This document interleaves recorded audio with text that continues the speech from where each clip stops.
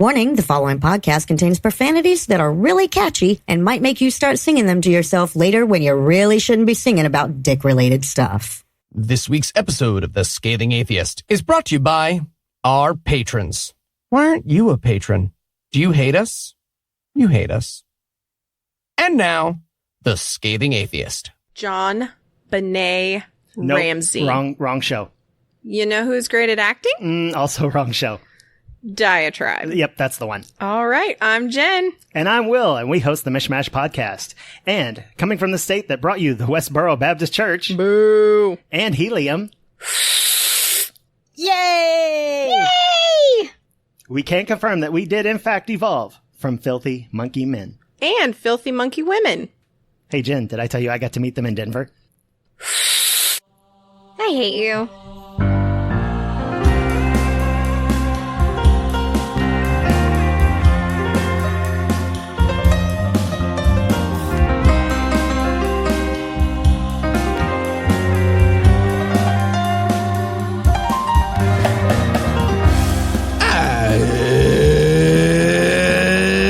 Thursday. It's May 2nd. And it's time for our Matreon fundraiser, baby. Please give us your money. Give us your money. Yeah, no, low key, like we said. Okay, great. I'm Noah Illusions. I'm Eli Bosnick. I'm Heath Enright.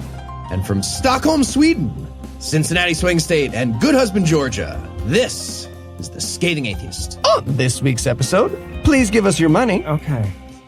We learned that the sandworms of Arrakis like to both spit and swallow. And Anna will somehow exceed your expectations. But first, the diatribe.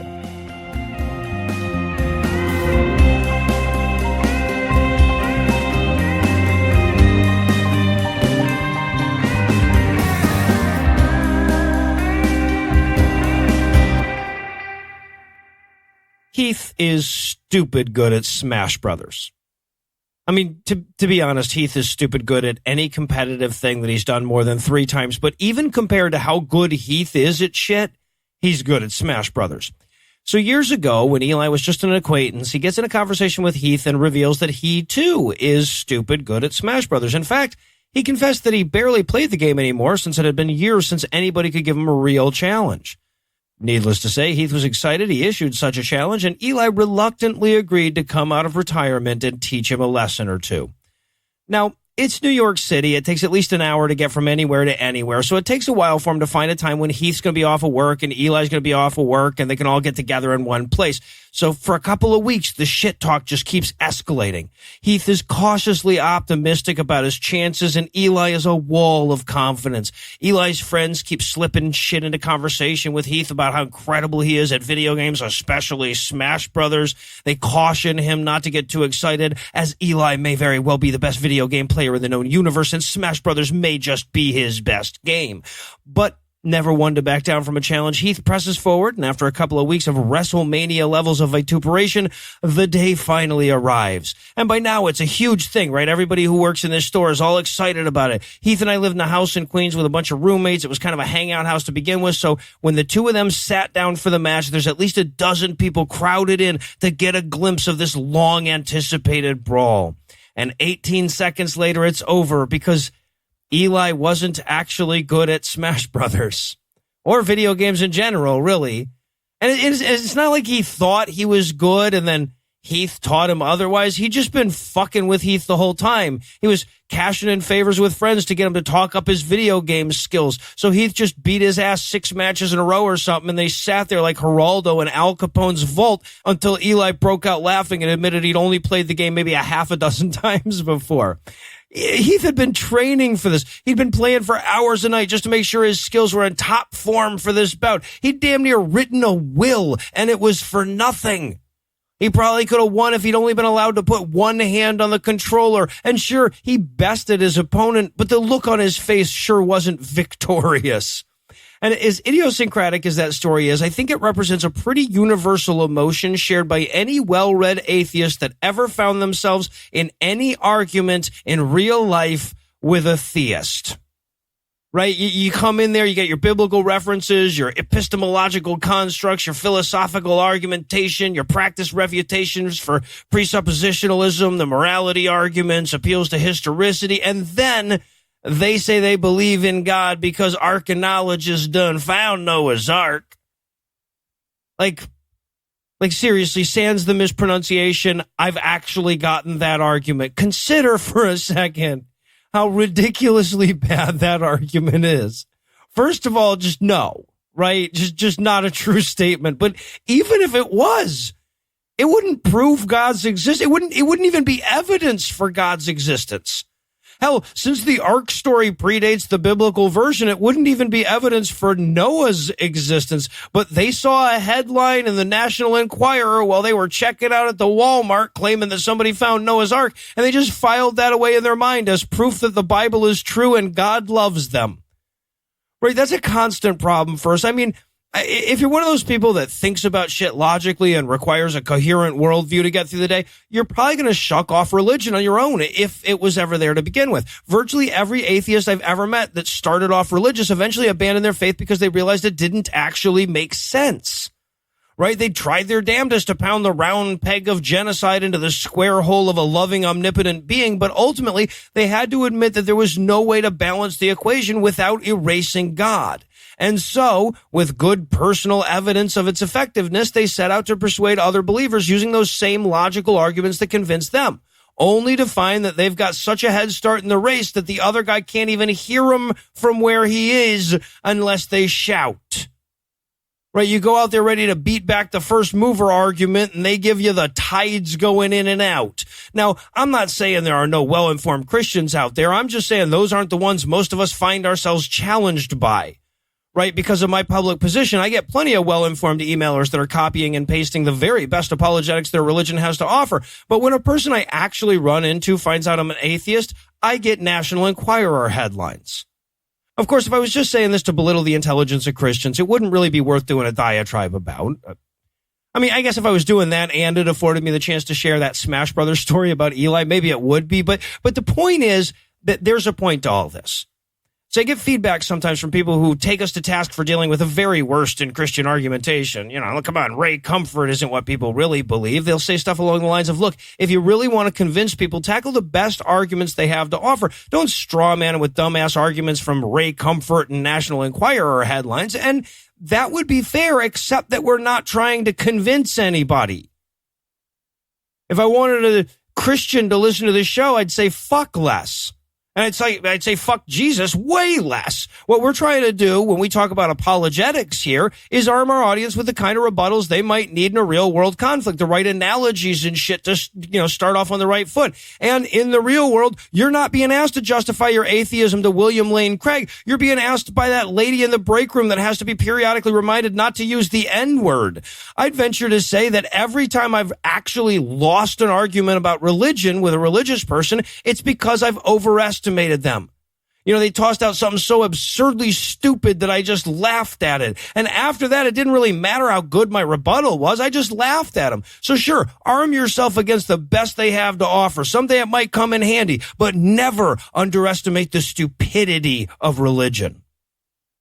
They're talking about your Jesus. We interrupt this broadcast to bring you a special news bulletin. Joining me for headlines tonight is a man who wasn't deemed good enough to go with Eli and Anna on their romantic European getaway, Heath Enright.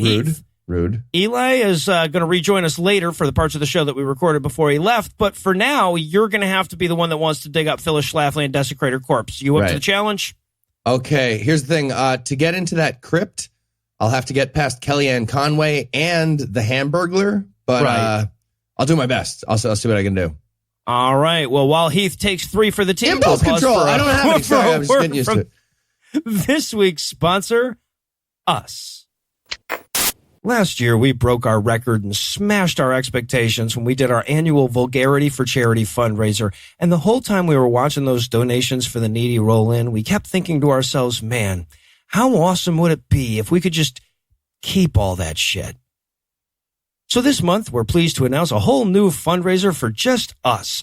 Through the month of May, we're revamping our Patreon page, adding a bunch of new cool shit, guilting people who haven't donated into donating, and guilting people who have donated into donating more, because damn it, money is awesome. And as a special bonus, if we can raise our Patreon goal by $250 this month, we're going to invite all our patrons to the first ever Puzzle in a Thunderstorm Pajama Party live stream. We're going to bring the whole team together for a live stream in our jammies. If you want in, all you got to do is become a patron before the month is over, or already have been a patron before the month started. So if you want bonus episodes, AMAs, extended regular episodes, early access, swag, and Eli to fuck your dad, head over to patreon.com/Scathing Atheist. Check out the all new perks and give us your money. But not in an I'm mugging you way. And now, back to the headlines. In our lead story tonight, Pastor James David Manning came roaring back into the news cycle this week when an expose in the Huffington Post revealed that he's so much goddamn worse than we were giving him credit for. He really is. Yeah. Fucking Robert Mueller had to write a letter to HuffPost saying they were way too nice about it in the expose. Yeah, he's a monster. Fucking monster. Okay, so it's been a while since Manning's earned mention on the show, so let me give a quick refresher here. He's the asshole homophobe in Harlem that really made a name for himself when he suggested that Starbucks was spiking their lattes with semen in an effort to gay up their customers. Literally, though, not exact. That's literally what he did. Literally what he was. No, and then a fucking friend of the show, Adam Reeks, made a video with a fake interview with him where he was talking about how gay he was, and he's so fucking stupid that he sent it out to his listeners. Yeah, that's the guy. Also earns an honorable mention on the show by, warning that gay people were going to ride around Harlem on flaming chariots also at one words. point. Yep.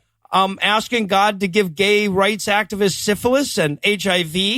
I feel like the syphilis is really superfluous at that point. Jesus, but also earned mention on the show for racking up a 7-figure unpaid utility bill that nearly cost him his church. Okay. How the fuck do you run up a 7-figure utility bill? Right. That carried, I feel like that's on the power company at this point. At some point they were like, okay, this guy owes us $900,000 for plutonium that he's been running the faucets. These plutonium space heaters. Should we shut him off? Nah, he's good for it. He doesn't pay taxes, right? What the fuck? Marquee? Yeah, and okay, so that was the last we heard of him. After being a mainstay on the show for years, he sort of just kind of dropped off the map in January of 2016, and my Google alert just got all cobwebby and dusty, lulling me into the assumption that he actually did lose his church. But HuffPo disabused me of that misconception this week with a massive expose which suggests that accusing Starbucks of whacking off in your coffee might have been the least immoral thing he'd ever done intentionally. Yeah, in fairness, most of the things he says don't feel at all intentional. Well, that's true. He honestly, if you watch him talk, he seems like a slow-witted alien speaking phonetically for the first time in English, just saying the sounds.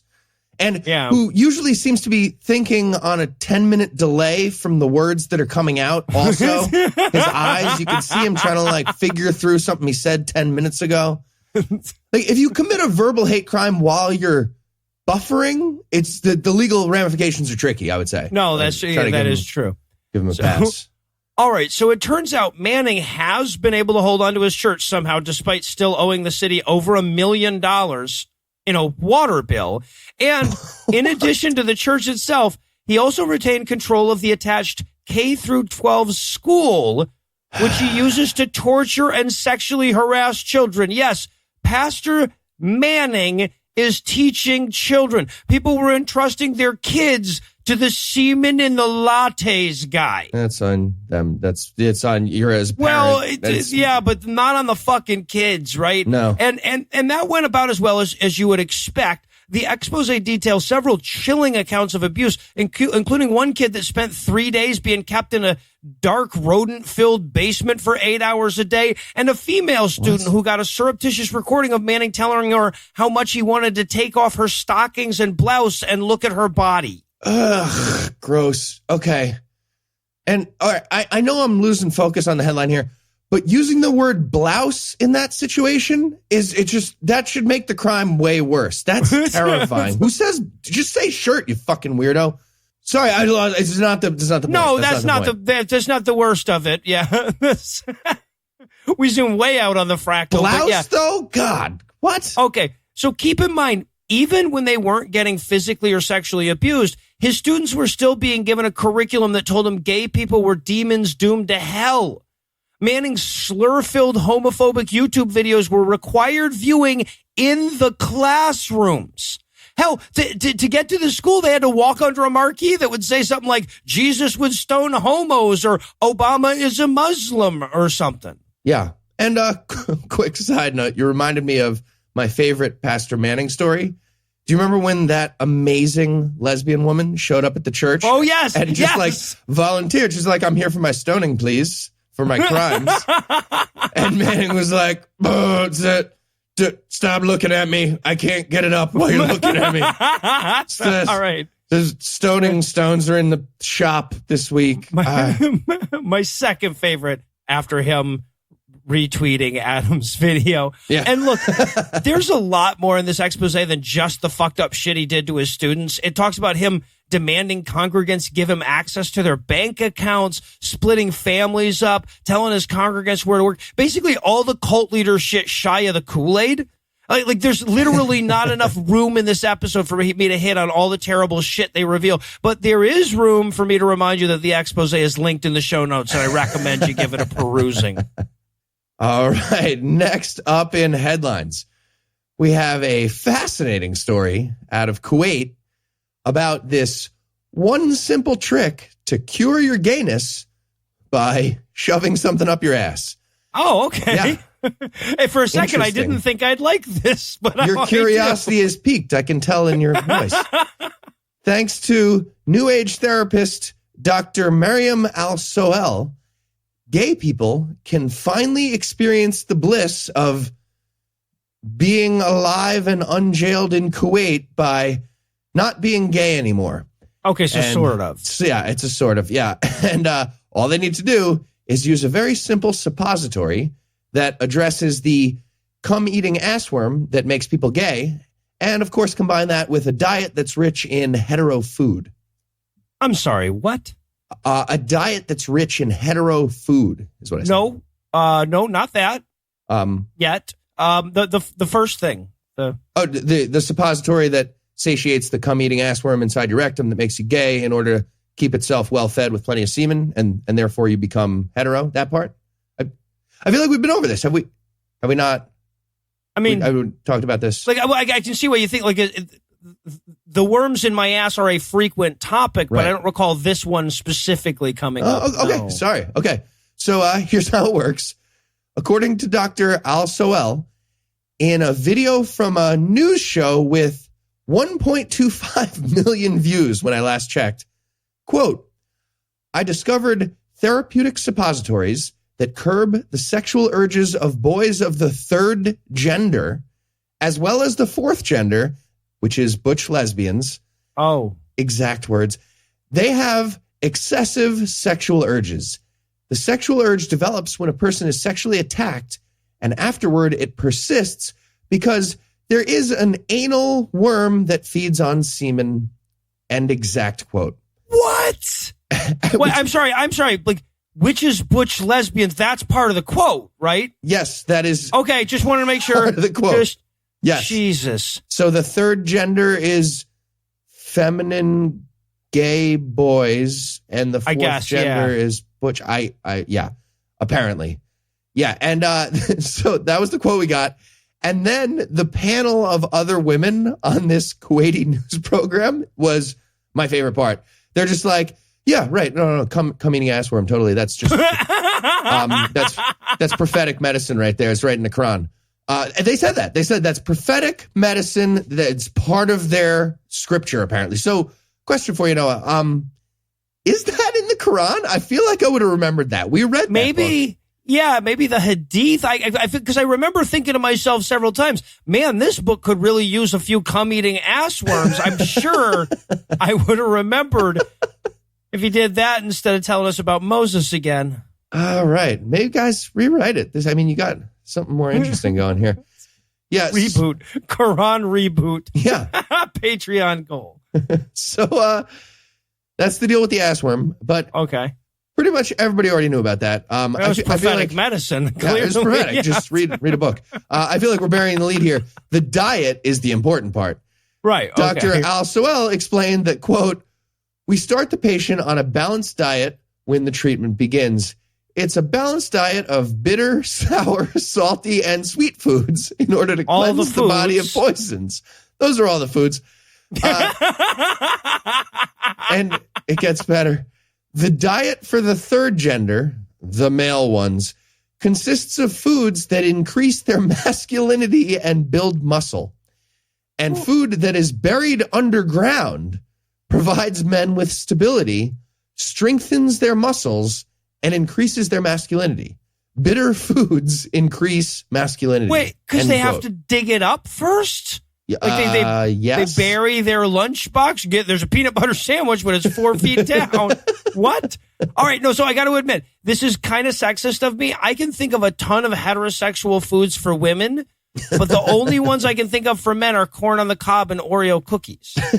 And I thought about this for a while.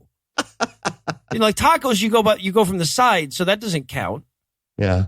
And by the way, if you're thinking there might be something to be ashamed of while discussing the rectal sandworms of Arrakis that send gay sexual urges to the brain in order to guarantee plenty of delectable and nutritious semen for themselves, if that has you feeling uncomfortable, don't worry. There's no reason for that. We've been assured. According to the doctor, this is all science. And she said that phrase about 18 times in 2 minutes. So it's actually extra science. And as we all know from science, butch lesbians have lots of penis-based butt sex that produces semen. So yeah, right. Yeah. That's why the suppository works for any gay person. And I'm assuming Kuwait won't have any more gay people within a few months. And we'd probably get it all cured here in the U.S. too, if it wasn't for the damn FDA and all that red tapeworm they have. So what are you going to do? All right. Well, now that Angelo has a brand new Scathing Atheist mascot to work on, Angelo, I guess we can pause for a quick break. When we come back, Eli will be here with a few headlines that didn't quite fit into last week's show, including one that we teased in the intro and then didn't do. So sorry if you were left confused. Go back and listen to that intro again. It crushes it now. It'll make sense then. But first, we'll hand things over to my lovely wife, Lucinda. A man wrote the Bible. A whore is what she was. If it's a legitimate rape, it makes you a slut, right? Cooking can be fun. Hey, I'm proud of a man. This week in misogyny. You know you're living the good life when you think to yourself, you know what would make a good analogy for my sex life? Cleaning a toilet. And that's the position Christian mommy blogger Lori Alexander found herself in. In what seemed like a desperate plea for somebody to just pound her like a fucking pothole, she took to the YouTubes to deny the existence of marital rape and inadvertently open a horrifying window into the banality of her love life. I mean, in addition to the horrifying window you just naturally have to open to say, it's not even theoretically possible for my husband to rape me. So, in a recent blog post, she reminded her readers that women have to have sex with their husbands even when they don't want to, because God says so. According to sexually frustrated husbands, anyway. And needless to say, the internet pushed back against that a bit. So she made a follow-up video where she explains that sex is just like any other chore, like cleaning a toilet. It doesn't matter if you want to do it, it just needs to get done. And as if you weren't already feeling sorry enough for her vagina, she adds a quick bit at the end where she says, and I quote, "We," that's crazy people, I think, "live our lives by doing what's right, by obeying God, even when we don't feel like it. Yes, and that even includes sex. You know, how long does it really take?" End quote. And look, I'm not usually a fan of this bitch just needs a good deep dickin' argument, but I'm inclined to make an exception in Lori's case. Unless you think to yourself, Lucinda, Lori Alexander is just some crazy extremist on the internet with no real power. Our second story will remind you that crazy extremists still make the rules. We've talked a lot on this show about the Catholic Church efforts to subvert reproductive rights by buying up all the hospitals and taking contraceptive care off the menu. Well, a recent investigative report from Rewire.News offered up a pretty jaw-dropping view in how far they're willing to go to enforce that.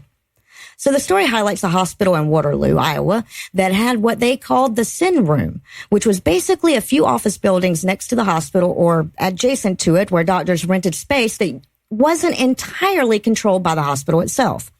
Then they take patients into these facilities if they say, I don't know, needed an IUD or a prescription for contraception. So they basically carved out a fucking door behind a bookcase where they could be for real doctors. Well, unfortunately, the Catholics found out about it. And now they're hard at work closing the loopholes that allow this team of concerned doctors to ignore their dogmatic bullshit. But lest I leave you depressed here, let me close on a quick nugget of good news. Professional misogynist Steve Cooking Can Be Fun Anderson put up a YouTube video the day before yesterday bragging about how much fun he was going to have on his upcoming trip to the Netherlands. And then the Netherlands told him to go fuck himself and barred him from entering the country, citing his open celebration of the Pulse nightclub massacre. So if you got a pen and map at home for the nations where Steve Anderson isn't allowed, you can now add the Netherlands to the pins you have for South Africa, the UK, Jamaica, and Botswana. And not to get too far ahead of myself here, but he's scheduled to be in Sweden and Ireland on the same trip, so you might want to have a couple pins ready for those ones too. And on that note, I'll hand things back over to Noah, Heath, and Eli. Thank you, Lucinda. And in Suck My Deck news, tarot card reader Mark Mullins filed a lawsuit against the town of Richlands, Virginia last week after the local government refused to let him open a location for his business.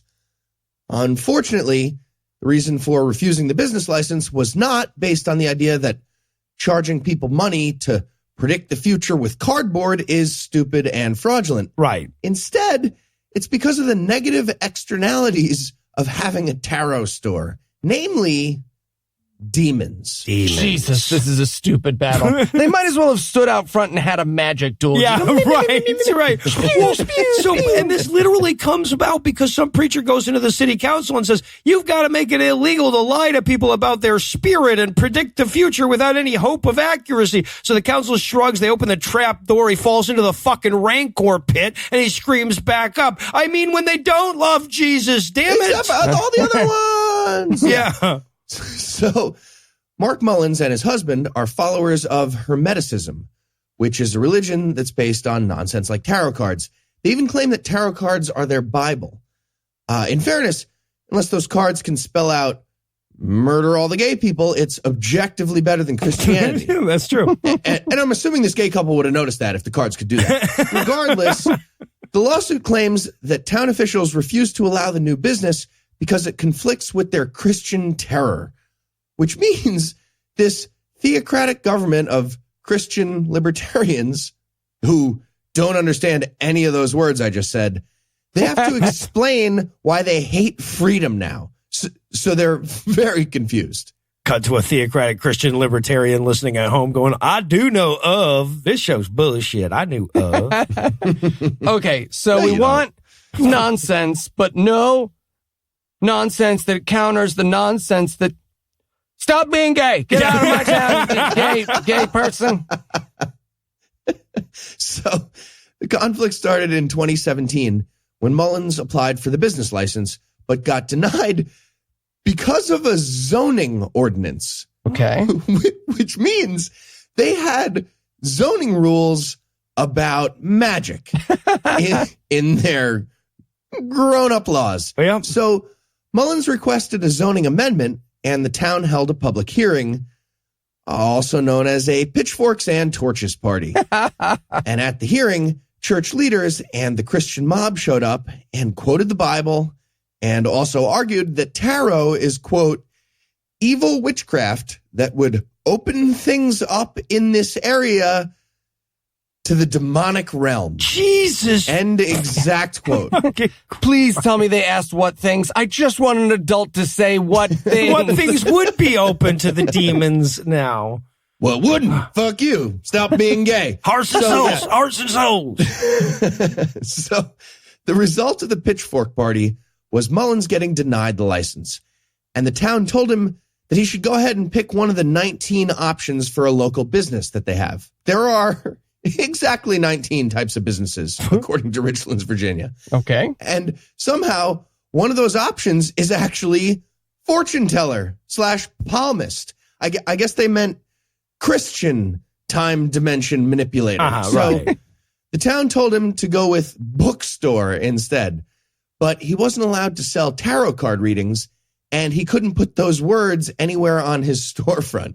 So Mullins opened a bookstore and started giving the readings for free. And that's when the chief of police showed up to conduct a tarot sting. Jesus. During which he told Mullins that even free tarot readings were illegal and would have to be conducted on the sidewalk instead of inside the building. Again, because of the zoning laws. Apparently, you can't open a demon realm unless you're inside the building. Like the portal blows away in the wind, but it stays open if you're indoors, so it's not dangerous on the sidewalk. Oh, sorry to do this to you. It's a hellfire code kind of thing. I want to go to Richlands, Virginia, dress all goth and stare at people just for 24 straight hours on the same street corner. So, yeah, that's where we actually landed. The town is still refusing to allow a challenge to the Christian monopoly on magic, and they're getting sued for violating the First Amendment. And by the way, if there's anyone near Richlands, Virginia, who owns a Doctor Strange costume and a sling ring, we'd love for you to show up at their next town meeting and scare the fuck out of everyone. Oh, yes. And spinning them around, making little orange circles in the air if you can. Just doing the gesticulations would be enough. And if I had to guess, like probably 15% or so of our audience has a Doctor Strange costume and a sling ring. So we're really just asking how close you are to Richlands. I have too, so stop by through Cincinnati. You can borrow. You can borrow Heath's older one. You got a new one. It's nicer. It is nicer. And in Law and Order Special Bigots Unit news tonight. Last week, as we were preparing headlines for our show, we noticed that the San Antonio City Council recently voted to approve a bunch of new restaurants in their Texas airport, but only after a Chick-fil-A was removed from the list of options. And as a result, Christians were losing their fucking minds. Yep. However, we can't just report every time a Christian loses their mind. Our show would make hardcore history look downright pithy if we did that. We couldn't even cover every time a Christian lost their fucking mind in the San Antonio airport. We could not. Don't have the time. And another one. Just now.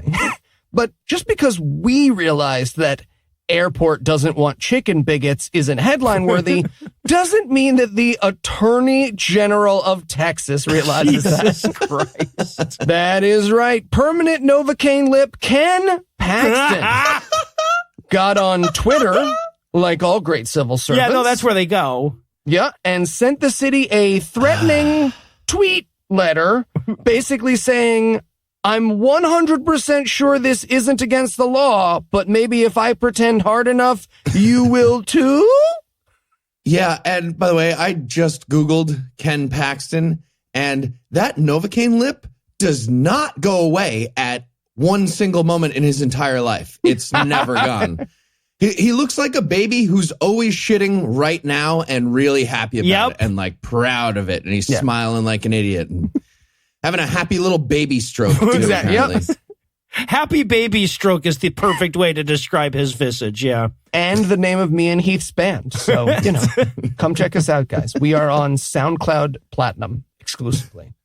So here's the real quote from his letter. Quote, the Constitution's protection of religious liberty is somehow even better than Chick-fil-A's chicken. What? Oh, Jesus Christ. It would have to be fair. How dare you? It's bad. It's bad. It's delicious. I don't like them. It's delicious. So Just be honest. It's bad. It is bad. It's bad chicken. You Unfortunately, don't eat chicken. He continues, I don't eat it anymore. I ate all the chicken once.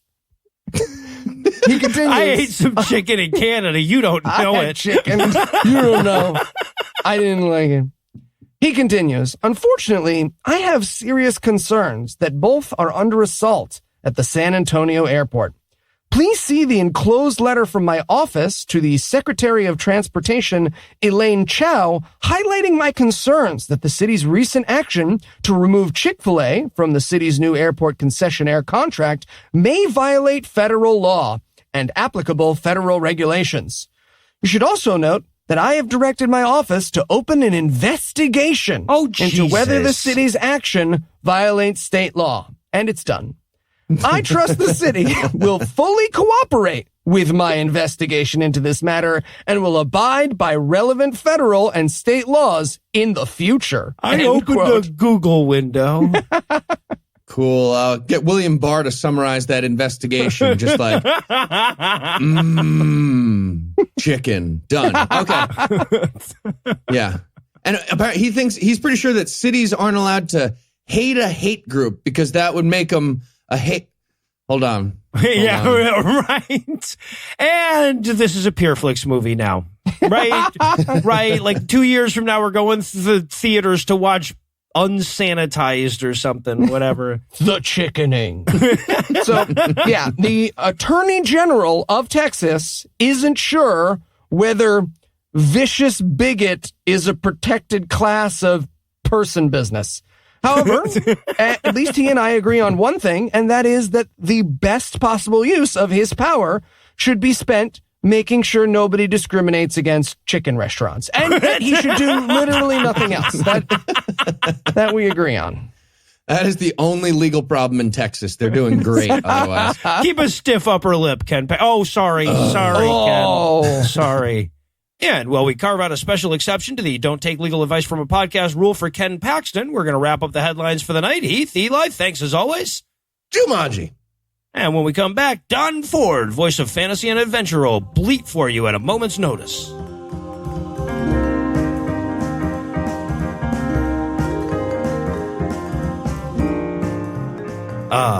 Being our patron. It's the best. And if you need more reason to donate than just how satisfied I sounded when I said just now, take a listen at what you're missing. I'm really getting to the swing of things. Let this be my... In a fight against injustice, there's a man who fights for truth. He's got one goal and he's got one cause, and that's cooking noodles and soup. He doesn't ask that you call him God. He keeps his soul within his sheath. He's just here to help you make noodles and soup. It's cooking ramen, cooking ramen, cooking ramen with Heath. Hey, everybody. Welcome to episode 237 of Cooking Ramen with Heath. Today we'll be making chicken flavor again. Gotta admit, when I started the show, I was pretty sure there were a few more than 4 or 5 flavors. Oh, well, here we go. Let's boil the water, and we'll go ahead and read some super chats. Boiling the water. Okay, so quick reminder, I will not be reading the super chats that tell me to kill myself after last week's incident. So with that in mind, here we go. You've got mail. Okay, like I said, not going to read those. You've got mail. Okay, next up, Ramen Guy 1983 asks, why don't you try one of the many hundreds of flavors of Japanese ramen? Okay, Ramen Guy 1983. Stupid random numbers, dumb. So as I said on episode 5 of Cooking Ramen with Heath, those foreign flavors are gross. Boo, gross. All right, so let's bring up our first guest for the evening, No Illusions. Noah, welcome to Cooking Ramen with Heath. Oh, you're doing I kind of needed to get into the kitchen. So tell us, No Illusions, what is your ramen? What's your ramen? Beef. Get the fuck off my show. I said get the fuck off my show. Get out. I'm going. Beef. Fuck you. All right. Our ramen is ready, so that's it for this week. Tune in next week with special guest, Nobody.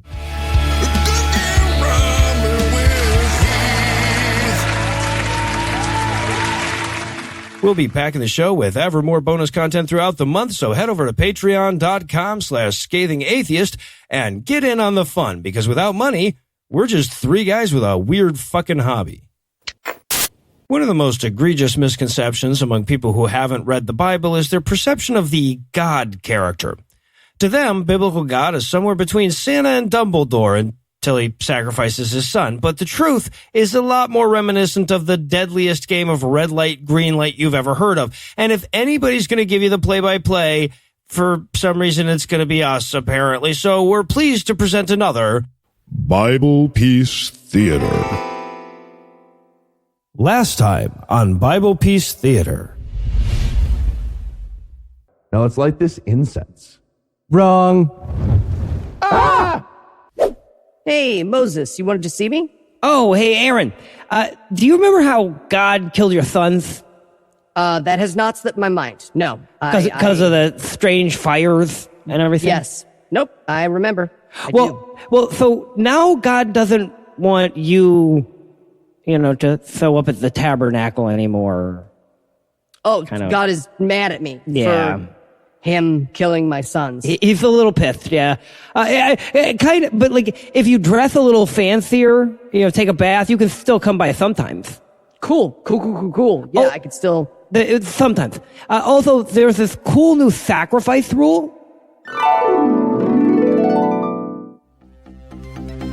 Hello and welcome to America's favorite game show, Scapegoat! Our first contestant is a boer goat from the hills of Nehemiah, Creshaw. Creshaw, tell us a little bit about yourself. And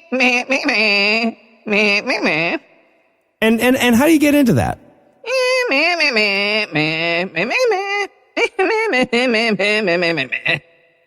Okay, well, here's hoping we see you in the Olympics someday. Maybe. Our next contestant is Silky. She's a pygmy goat from the mountainous regions of Carthos. Silky, that's quite an outfit. What do you got going on there? And is she here with us today? Well, I'm sure she's cheering you on from home. All right, are you ready to draw lots? Here you go. That's correct. Your lot does not have the Lord's name on it, so you'll be roaming free in the wilderness with all the sins of the people upon you, while Creshaw here is burned as a sin offering. You sure are. And thank you for watching at home. We'll see you next time on Scapegoat.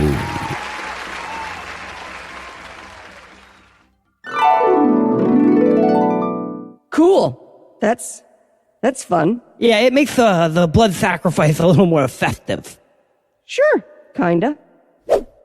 Ooh, and another thing, once a year, everyone needs to atone.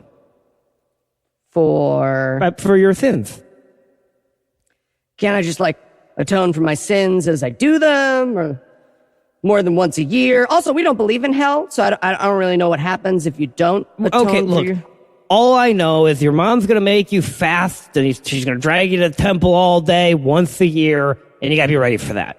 Okay, that sounds like an awesome way to make someone an atheist. It is. All day, no food. I mean, you have Reformed friends who break the fast at 3, so... Oh, okay. 3. Okay, super important, nobody drink any blood. I know what you're going to say. Oh, I want to drink blood, but don't do it. It will not give you superpowers. And God will be super mad if you drink blood. I 100% think blood gives you superpowers now. Yeah, why would you say that? It's weird you would say it. No reason whatsoever. Just don't drink it. I'm totally going to drink some blood. Me too. All right, sex rules. You guys ready? Finally. All right, here we go. Now, these are super clear and not at all creepy, so just relax, okay? It's a weird start. Okay. Great. Okay. Don't have sex with your sister. Really? Or your sister's daughter. Not going to be an issue. Okay, well, don't have sex with your aunt or your grandma. Were those different for you? No, no granddaughter. Totally fine. These are simple your rules. Brother's wife, you don't want to have sex with? Okay, that feels more like social taboo, but okay. Don't have sex with a woman and her daughter at the same time. That's a no-no. Dude, you watch weird porn. Or her and her granddaughter at the same time. Okay, that one I will borrow. That one's Don't have reasonable. sex with your neighbor's wife. Okay, that's a weird order. Don't have sex with a menstruating woman. Way ahead of you, Moses. Meh, I don't know. Gross. He's gross. Don't sacrifice your children to Moloch. That's awfully specific. Don't have sex with animals. Moo moo. Moo moo. Moo moo moo moo. Okay. And of course, thou shalt not lie with man as with woman. It is an abomination. You mean for right now, right? Like right Wait, this I'm minute? sorry. What do you mean for right now? Like these are the rules for us right Yeah. now, but in the future, it's going to be totally fine to be gay, right? Ooh, No, I like that. No. Yeah. What about what I said indicates that? Nothing. It's just, seems like this is going to be a hard sell in a couple thousand years. So I think we're all just trying to get ahead of the softening of the language. Definitely. Okay, I mean, you do it right can't now. Yeah. soften the language. If people want to be gay, they have to admit that this book unequivocally forbids it. I mean, maybe. Maybe what? Yeah. What? No, I'm just saying, don't tell people what to believe. I'm right? Moses. That's my whole thing. I'm saying what God said on that mountain. Okay. That is your interpretation of what God said. Exactly. Yeah. Maybe as secular values take over, he won't mean that anymore. Oh, maybe the Hebrew word for abomination is wrong. My Maybe it's a grandma's translation thing. pastor wears a T-shirt that says Black Lives Matter. All of you just shut up. This book is bad. It says bad things. This is one of those things, and it will stay that way for the next 1,000 years. It's not misunderstood. It's not open to discussion. It's just evil. Clearly and plainly evil. Yeah. Well, you're mean. Oh, yeah. Yeah, big meanie. Super mean. Never mind. Boo. 1877 grapes for kids. Donate your grapes today. Hi, I'm Heath Enright. Some people say the Bible is an evil book filled with evil words. But today, I'm here to talk to you about Leviticus 19:10. Don't pick all your grapes so that poor people can have some. That's right. Grapes for poor people. Do you have anything besides grapes? Go fuck yourself, poor scum. Gross. Oh. 1877 grapes for kids. The grape thing makes God okay. Hey, neighbor. God damn it. What is it now? Okay. First of all, death penalty, name in vain. Secondly, it's about your fruit. Okay. What about my fruit? And someone had all my cows executed, by the way. Well, it's just, it's what God says, okay? All fruit from trees under 3 years old is uncircumcised. So the wife and I... What? The wife and I would appreciate it if you'd put some tiny pants on the fruit. Okay, I'm pretty sure that's not what it meant to say Book in the says uncircumcised, my friend. Sorry. God damn it. This is ridiculous. Where am I going to get fruit pants at this hour? No idea. Book says also not to observe times. So, yeah. Okay. Okay, what's all this stuff about Moloch? Yeah, he's this Canaanite cow god. Yeah. People used to make a big cowbell-shaped oven and put their kids inside for good luck. Wow, is that true? Yeah, I mean, probably. And this is over now, right? People don't do that anymore? Well, yes. Yeah, yes. People don't do that anymore. Cool. I knew that. I wonder what it would be like if those guys were still around. Tom, I'm here on the courthouse steps with several anti-Flaxer parents. Moonstar Heartshine, you plan on sacrificing your son to Moloch today, is that correct? Yes, thank you, Dan. For too long, this government has ignored the risks associated with not throwing your kids in a giant cow-shaped oven, and I'm just through with it. I'm sick of it. And what do you say to critics who say that Dr. Bakefield falsified his famous cow ovens keep your kid from going blind study? Well, I would have an overly emotional reaction, Dan, is what I do. Of course, you're a parent. I am. It was an anti-vaxxer joke. Yeah, I got it, Eli. Thank you, Don. I got it too, Don. I also got it. Anti-flaxer. Don. Let's see. Kill gay people. You covered that. Don't fuck your sister. That is in this book so many times. I mean, have you heard the story of Abraham? Yeah, that's fair. Let's see. Cut people who have period sex out of society altogether. Okay. 2 votes, but you covered it just for the record. And God loves everyone. Yeah, really feeling it. Great stuff. Come in. Oh, hey, Mrs. Gunderson. Ah, Billy. Come on in. Excited for the results of your aptitude test? Guess so. So, before we get to this, where are you hoping to be when you grow up? I don't know. I was thinking like maybe a priest at God's altar, something like that. Oh, whatever. That is a wonderful idea. Now let's see. Are you blind? No. Do you have any blemishes? Like any at all? Yes, any at all. No. Good answer. Do you have anything superfluous? I don't even know what that means. Oh, let's see. No flat nose, not too short, not a dwarf. Not cool. Right? They're like little demons. Ugh. No, I meant what? No, I meant the rule. No scurvy, no scabs, no crooked back or broken hands or feet. As long as you don't have damaged testicles, you can be a prophet of God at the tabernacle. I was also thinking something with sheep, maybe? Oh, this... Sheep related? This is definitely in the book. Yeah, it is. Yep. And then on the 4th day of the 7th month, I want 2 monkeys tied together with gold string, but like bondage ties. You know, don't just wrap them around. Mr. God, I'm sorry to interrupt. Yeah, Moses? Well, you've been talking for 4 chapters about, different sacrifices and holidays dedicated to you and that same weird specific rule about hookers and wizards. Do you have any, I don't know, maybe some wisdom for us? And on the 27th day of the 8th month, I want 2 birds and a literal pony. Now, those aren't bred yet, so you're going to have to work hard.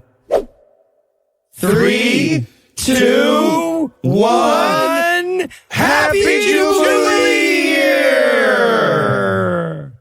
Hey guys, what's up? What's Jubilee year? That was shouted. Silly Heath, haven't you read the Bible? Every 50th year is Jubilee year. It's a time for celebration. A time not to grow or plant anything. Wait, what? But most of all, it's a time to free your brother from slavery. Yep. Free your what now? Your brother from slavery, if you bought him on Jubilee year. It just seems like super duper specific, that one thing. It has booze. Jubilee year! Right? Right? Who's in? And finally, for the final part of Leviticus, if you fuck up any of these rules, I cannot be clear enough about this. I will hate you forever. I'll kill your family. I'll let your enemies eat your children. Jesus, God, there are so many rules and they're so hardcore. There are a lot of rules, and now that I say it out loud, I think they are pretty hardcore. I mean, if only there were some way that one could remember them all. Yeah, but it would have to be equally hardcore. Yeah, sir. Hit it, Hannah.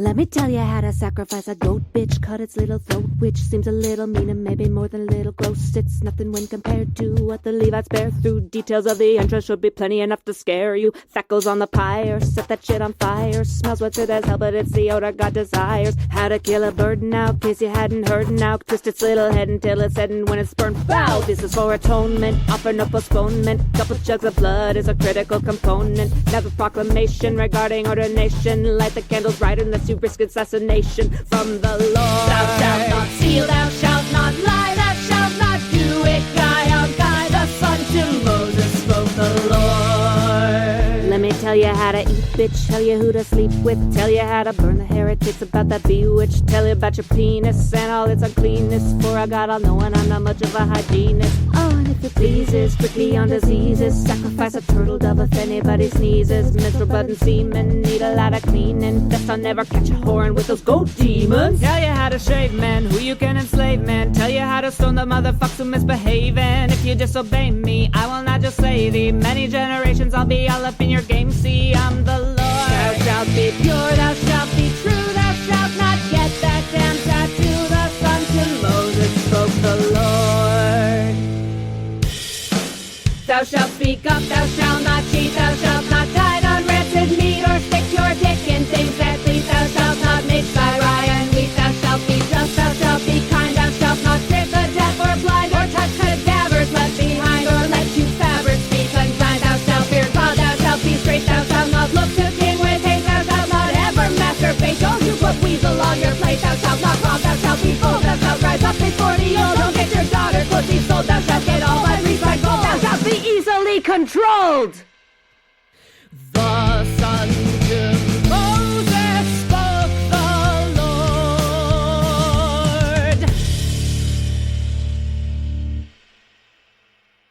Want to remind you, this is a weekly fucking podcast. Oh, I'm sorry, Dan Carlin. 5 months, couldn't have one single original music number about the rape of Nanking. Whatever, served, bitch. And with our audience thoroughly rocked to the core, we're going to close the blood-soaked book of Leviticus, but the book doesn't get any better, so we'll be back in a month with more Bible Peace Theater.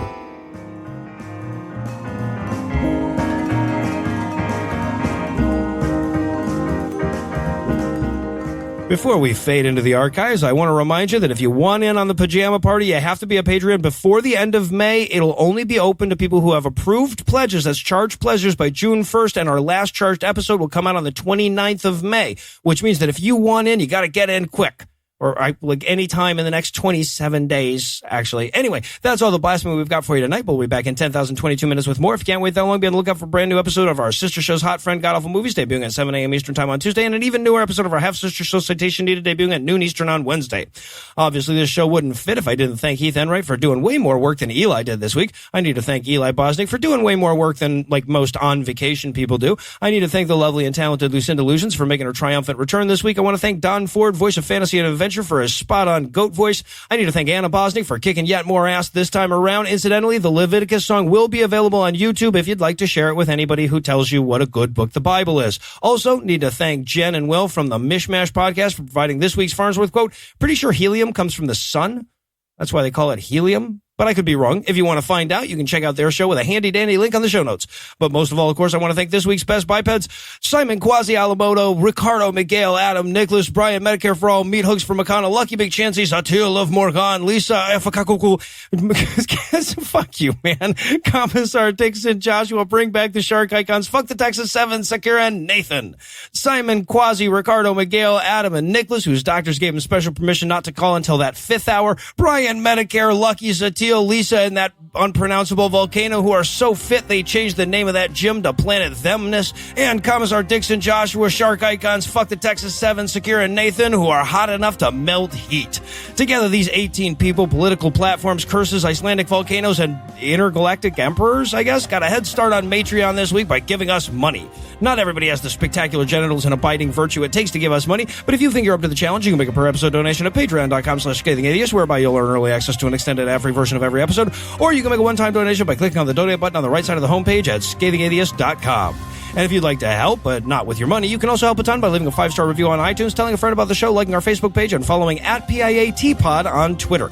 Legal services for this podcast are provided by the law offices of P. Andrew Torres. Tim Robertson handles our social media, and our audio engineer is Morgan Clark, who also wrote all the music that was used in this episode, which was used with permission, except for that song that Anna wrote, which was written by Anna, with lyrics by me. If you have questions, comments, or death threats, you'll find all the contact info on the contact page at scathingatheist.com.